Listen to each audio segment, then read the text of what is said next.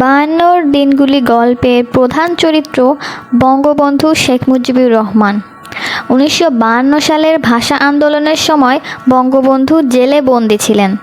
সেখানে তার সঙ্গী ছিলেন জনাব মহিউদ্দিন আহমদ। রাজবন্দীদের বিনা বিচারে আটক রাখার প্রতিবাদে তারা একটানা আহার বর্জনের সংকল্প করেছিলেন। আর এরকম কোনো ন্যায্য দাবি পূরণের লক্ষ্যে একটানা আহার বর্জনের সংকল্পকে বলা হয় অনশন ধর্মঘট। এই বাস্তব গল্পে ঘটে যাওয়া ঘটনাগুলি বঙ্গবন্ধু শেখ মুজিবুর রহমান নিজেই বর্ণনা করেছেন। গল্পের শুরুতে বঙ্গবন্ধু শেখ মুজিবুর রহমান এবং মহিউদ্দিন আহমদ দুজনেই প্রস্তুত হচ্ছিল অনশন ধর্মঘট করার জন্য। তারা আলোচনা করে ঠিক করেছে যাই হোক না কেন তারা অনশন ভাঙবে না। যদি এই পথেই মৃত্যু এসে থাকে তবে তাই হবে। জেল কর্তৃপক্ষ বঙ্গবন্ধু এবং মহিউদ্দিন আহমদকে অনেকবার বোঝানোর চেষ্টা করেছেন যাতে তারা অনশন ধর্মঘট পালন না করে। তাদের মধ্যে উল্লেখযোগ্য ছিলেন সুপারিনটেনডেন্ট আমির হোসেন সাহেব এবং রাজবন্দীদের ডেপুটি জেলার মোখলেসুর রহমান সাহেব। এই সুপারিনটেনডেন্টের অর্থ হচ্ছে অধ্যক্ষ, অর্থাৎ অধ্যক্ষ আমির হোসেন সাহেব।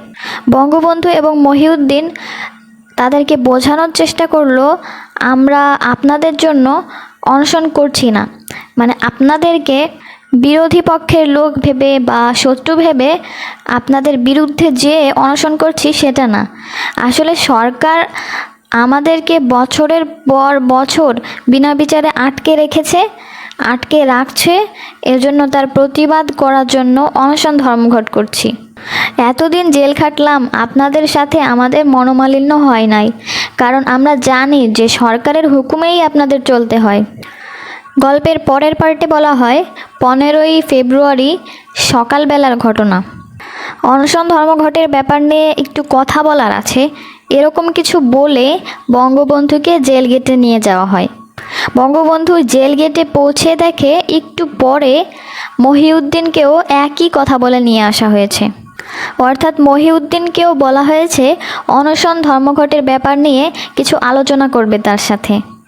কয়েক মিনিট পরে বঙ্গবন্ধুর মালপত্র, কাপড় চোপড় ও বিছানা নিয়ে জমাদার সাহেব হাজির হলো। বঙ্গবন্ধু জমাদারকে বলল, ব্যাপার কি? কর্তৃপক্ষ বললেন আপনাদের অন্য জেলে পাঠানোর হুকুম হয়েছে। বঙ্গবন্ধু আবার জিজ্ঞাসা করলো কোন জেলে? তখন কেউ কিছু বলল না। এদিকে আর্মড পুলিশ, আইবি অফিসারও প্রস্তুত হয়ে এসেছে। খবর চাপা থাকে না। একজন বঙ্গবন্ধুকে বলে দিল ফরিদপুর জেলে তাদের নিয়ে যাওয়া হচ্ছে, আর বঙ্গবন্ধুকে আর মহিউদ্দিন আহমদকে একই জেলে পাঠানো হচ্ছে। ততক্ষণে 9টা বেজে গেছে। বঙ্গবন্ধু এবং মহিউদ্দিন আহমদকে একটি জাহাজে করে নিয়ে যাওয়া হবে, আর ওই জাহাজটি নারায়ণগঞ্জ থেকে ছাড়ে 11টায়।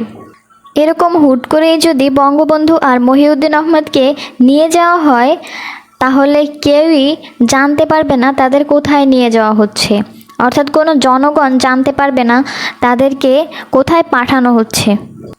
এজন্য বঙ্গবন্ধু দেরি করতে শুরু করলো। প্রথমে বঙ্গবন্ধুর বইগুলি এক এক করে মেলাতে শুরু করলো, তারপর কাপড়গুলি, হিসাব নিকাশ, কত টাকা খরচ হয়েছে, কত টাকা আছে, এগুলো করে তিনি 10টা বাজিয়ে দিল। তারপর জাহাজের কাছে পৌঁছানোর জন্য জেলগেট থেকে রওনা হতে তিনি আরও আধা ঘন্টা লাগিয়ে দিল।